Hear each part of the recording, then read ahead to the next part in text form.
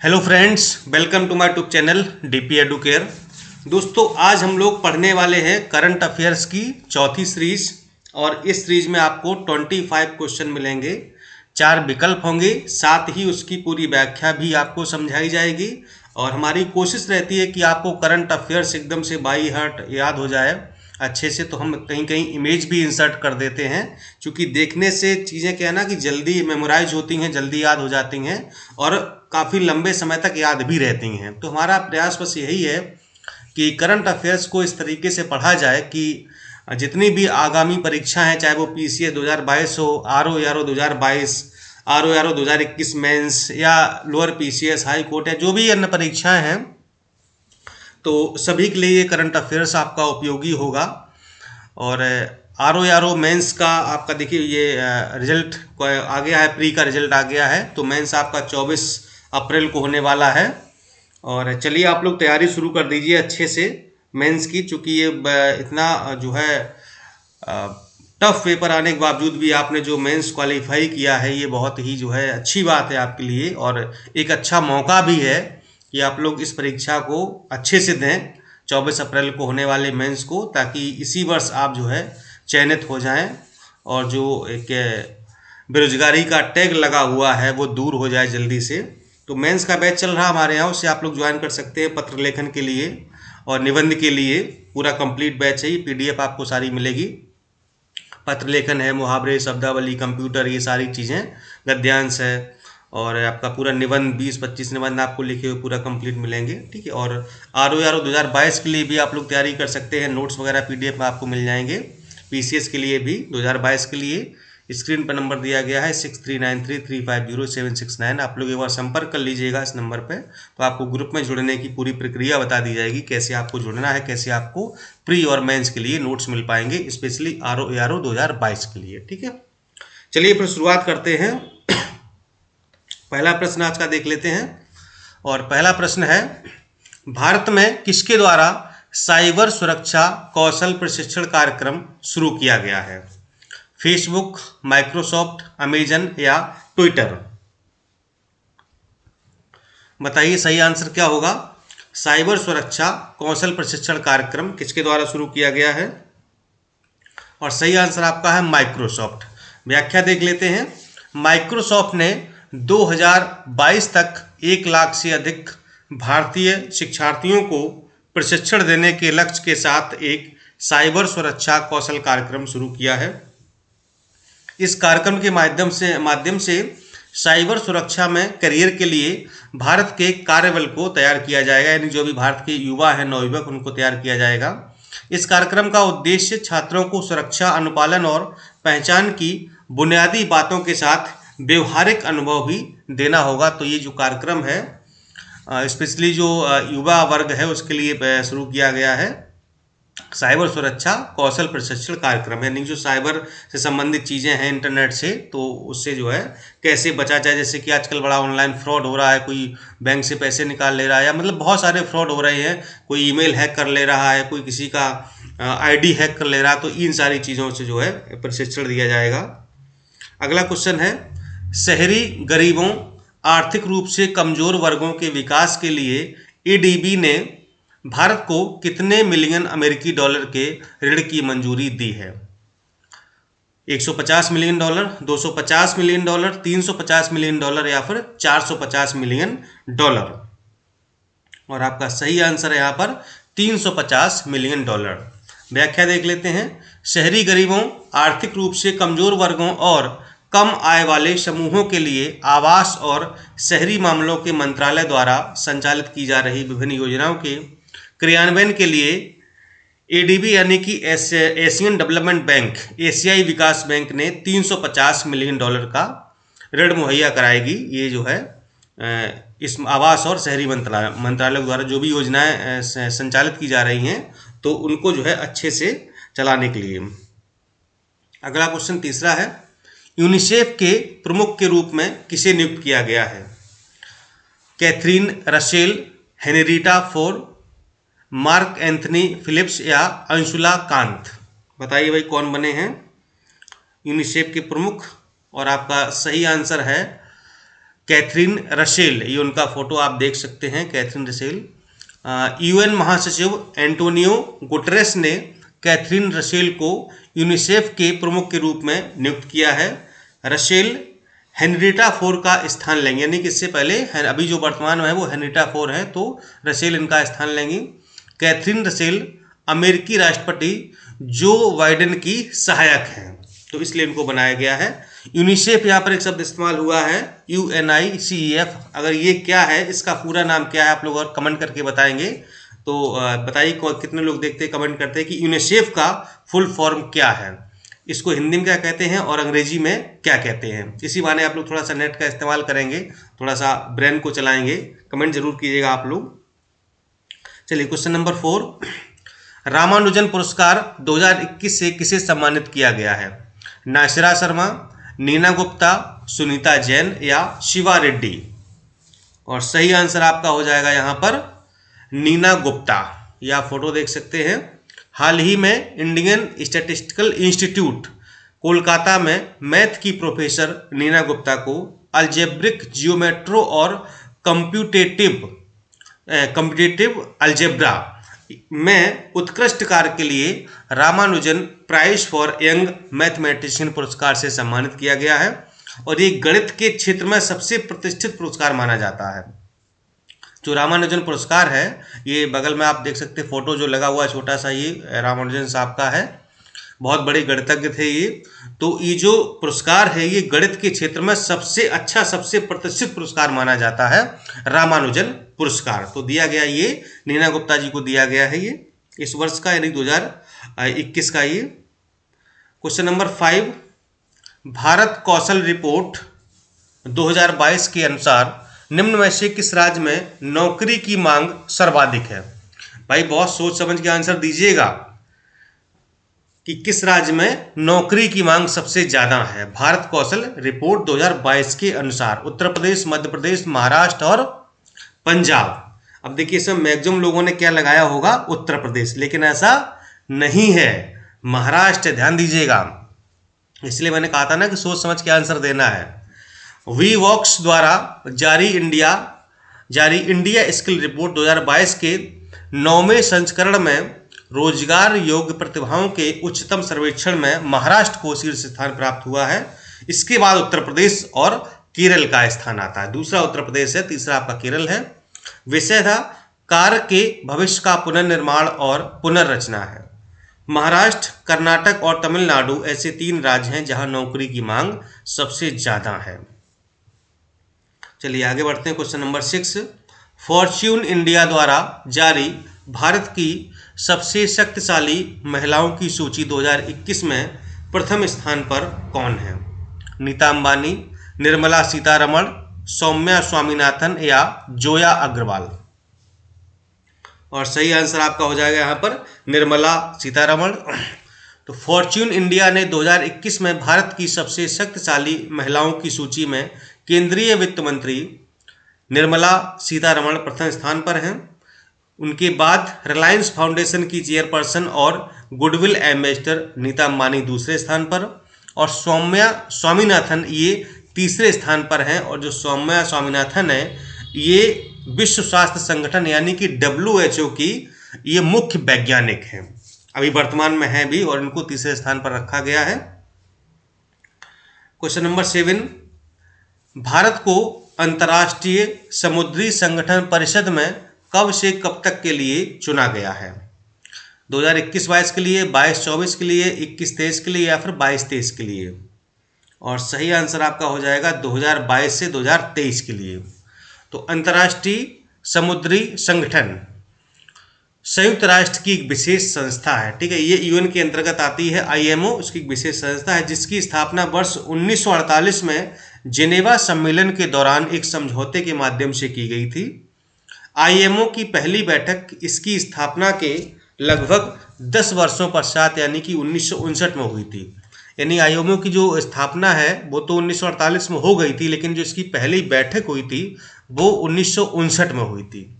वर्तमान में IMO के कुल 174 सदस्य हैं, जिसमें से 3 एसोसिएट सदस्य हैं और इसका मुख्यालय वो आपको लंदन में स्थित है। ठीक, कहाँ पर है? लंदन में स्थित है। यानी कि हम क्या करते हैं कि पूरे प्रश्न की अच्छे से आपको व्याख्या समझा देते हैं, ताकि मतलब इस टॉपिक से अगर किसी प्रकार का प्रश्न बन जाए तो वो आपका गलत नहीं होना चाहिए। चलिए क्वेश्चन नंबर 8, वैश्विक स्वास्थ्य सुरक्षा सूचकांक 2021 में भारत का कौन सा स्थान है? 52, 66, 77 या फिर 86? और सही आंसर आपका यहाँ पर है 66।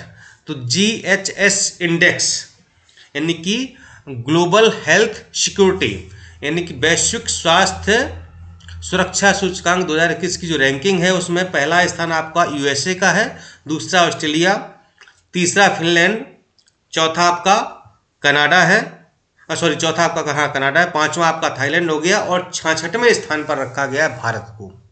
और लास्ट जो है आपका सोमालिया है, 195वां स्थान। ठीक, ये टॉप 5 देश भी हो गए और भारत की रैंकिंग भी आपकी हो गई। Question number 9, electric vehicle registered करने में निम्न में से कौन सा राज्य प्रथम स्थान पर है?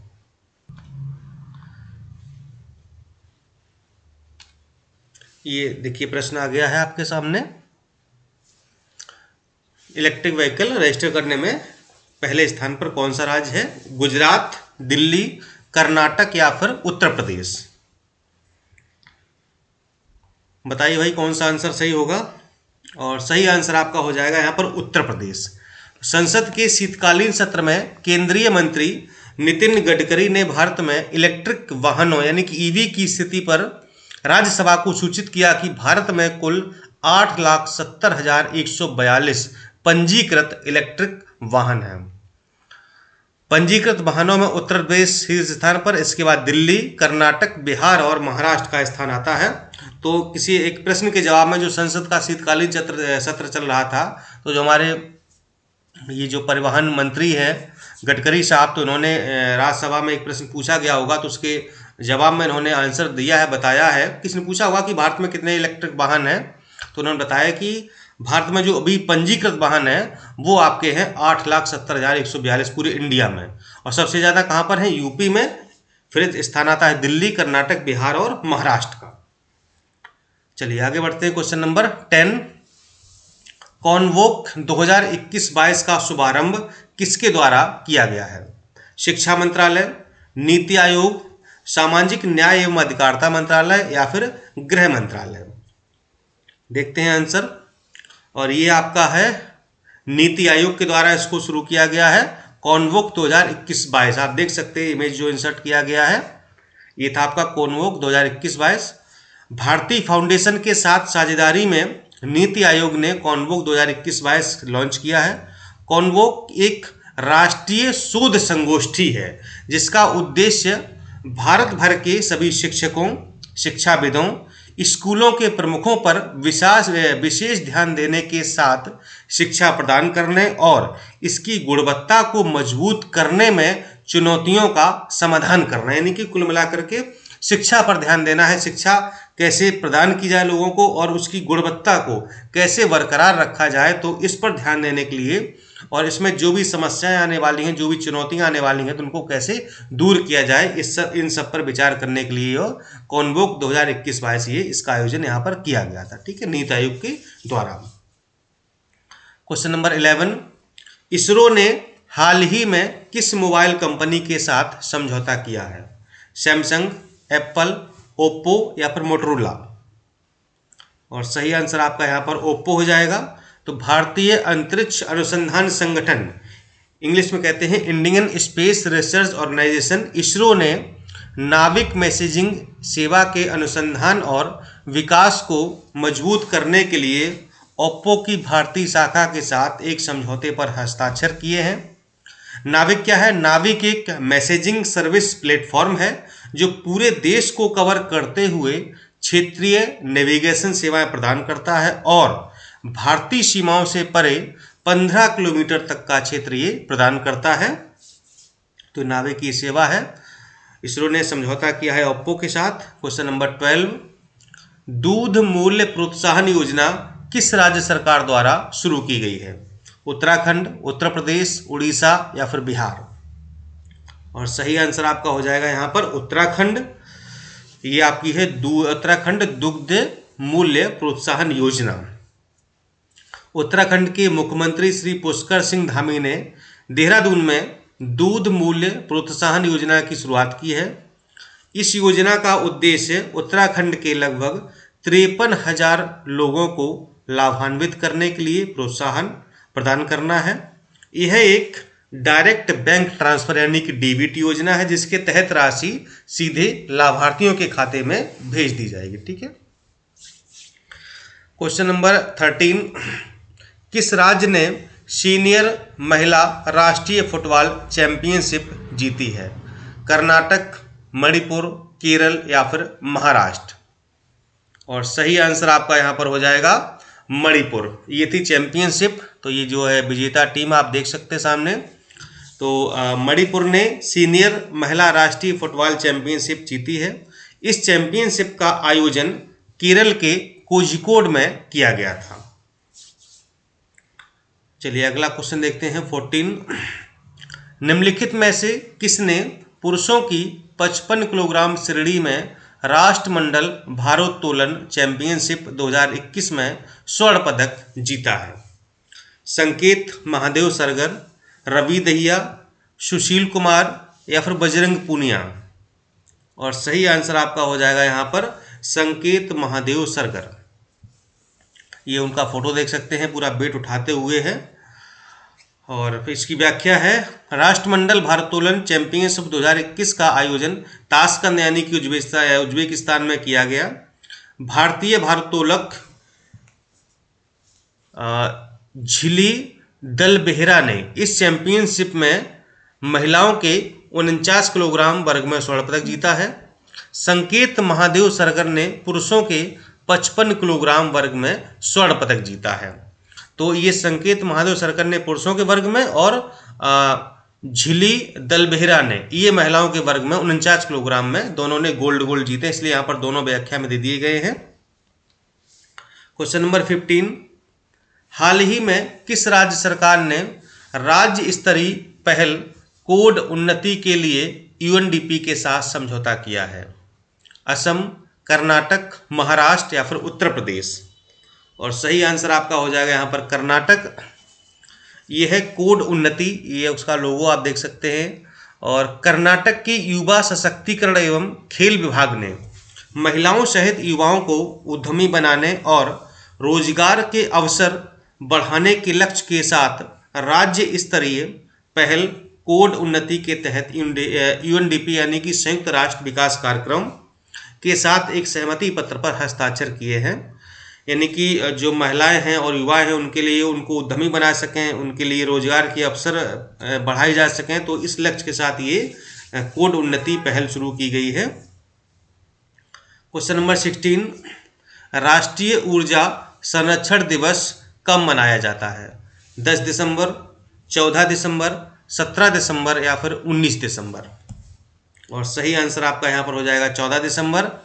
तो यह दिवस ऊर्जा दक्षता ब्यूरो द्वारा ऊर्जा दक्षता और संरक्षण के महत्व के बारे में लोगों में जागरूकता फैलाने के उद्देश्य से 1991 से मनाया जा रहा है। इस दिन ऊर्जा दक्षता व संरक्षण के क्षेत्र में बेहतरीन कार्य करने वाले उद्योगों, संस्थानों, thermal power station, zonal railway station, नगर पालिकाओं, विद्युत वितरण कंपनियों, होटलों, अस्पतालों तथा शॉपिंग मॉल इत्यादि को पुरस्कृत किया जाता है इस दिन को। क्वेश्चन नंबर 17, हाल ही में किस महिला लेखक को कलिंग साहित्य पुरस्कार से सम्मानित किया गया है? दिव्या दत्ता, रश्मि बंसल, नीना गुप्ता या सभी को? कलिंग साहित्य पुरस्कार से किस महिला लेखक को, ध्यान दीजिएगा, महिला लेखक पूछा गया है। ये देखिए पुरस्कार दिया जा रहा है, यहाँ पर दिव्या दत्ता है, ये उनका फोटो देख सकते हैं, उनको दिया जा रहा है।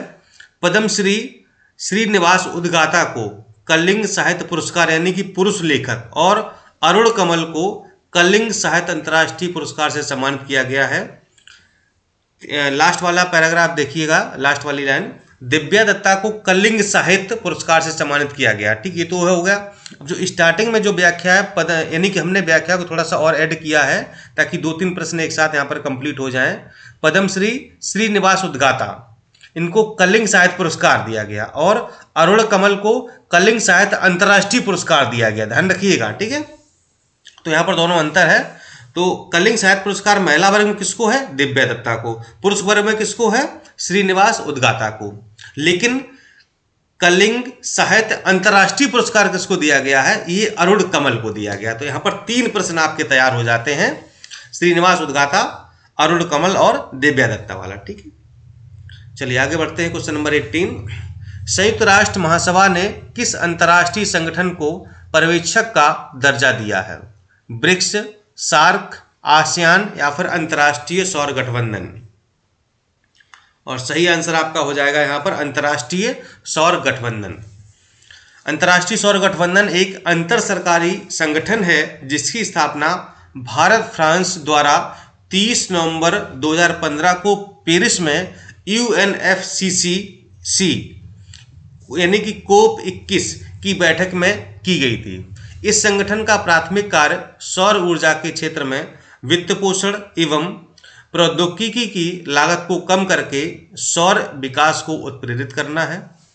अंतर्राष्ट्रीय सौर गठबंधन का मुख्यालय गुरुग्राम में है और वर्तमान इसके निदेशक हैं अजय माथुर। ये 2015 में समझौता किया गया था, भारत और फ्रांस के द्वारा इसकी स्थापना की गई थी, इंटरनेशनल सोलर एक्विजिशन का, ठीक है। चलिए आगे बढ़ते हैं। अलायंस आगे बढ़ते हैं।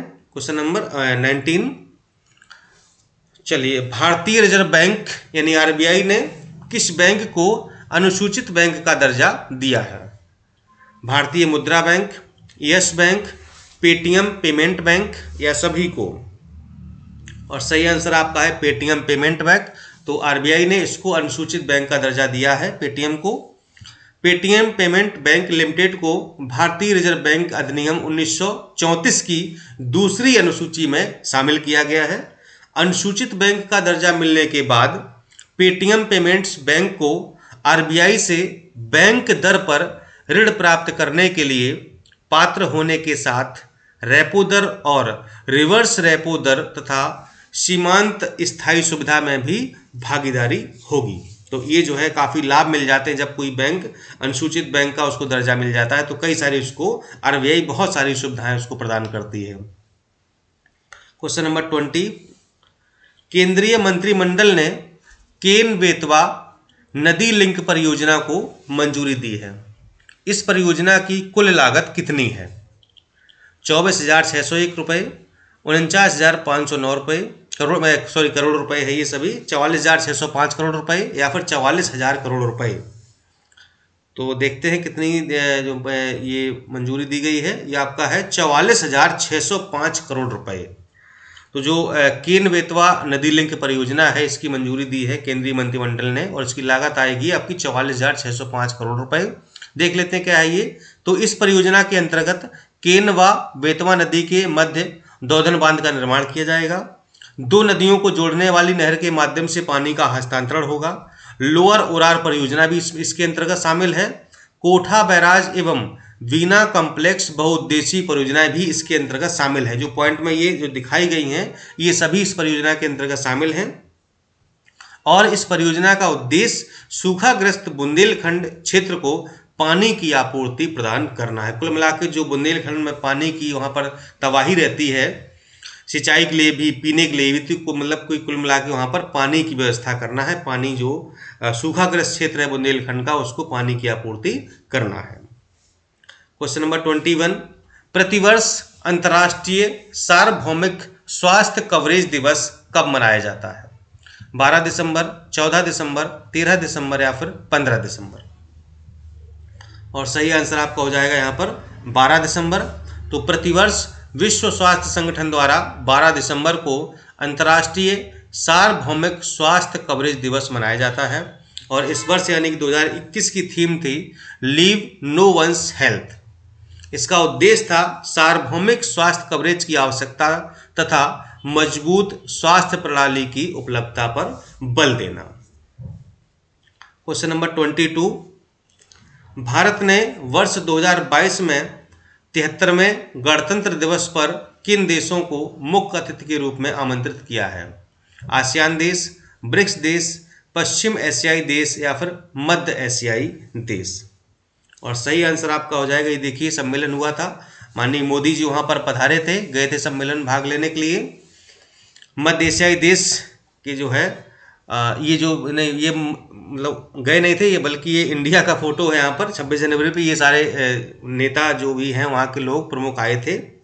इन मध्य एशियाई देशों में कजाकिस्तान, किर्गिस्तान, तजाकिस्तान, तुर्कमेनिस्तान और उज्बेकिस्तान शामिल हैं।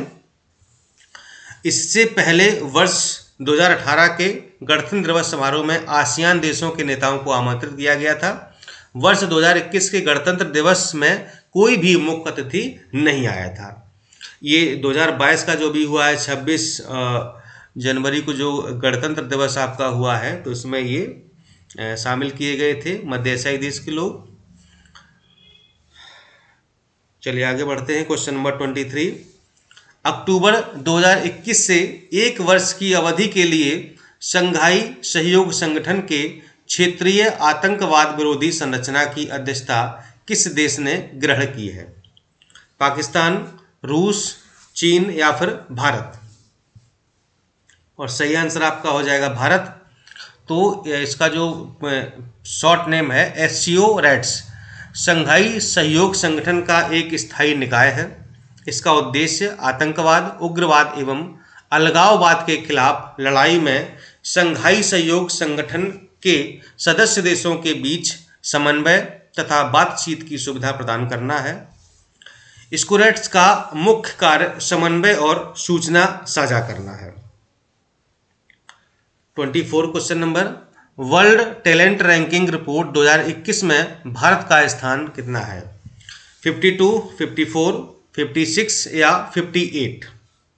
और सही आंसर आपका हो जाएगा 56। IMD यानी कि Indian international institute for management development के वर्ल्ड कॉम्पिटिटिव सेंटर ने 9 दिसंबर 2021 को अपनी वर्ल्ड टैलेंट रिपोर्ट प्रकाशित की है। रिपोर्ट में यूरोप का दबदबा रहा है। शीर्ष 10 देश इसी क्षेत्र से हैं।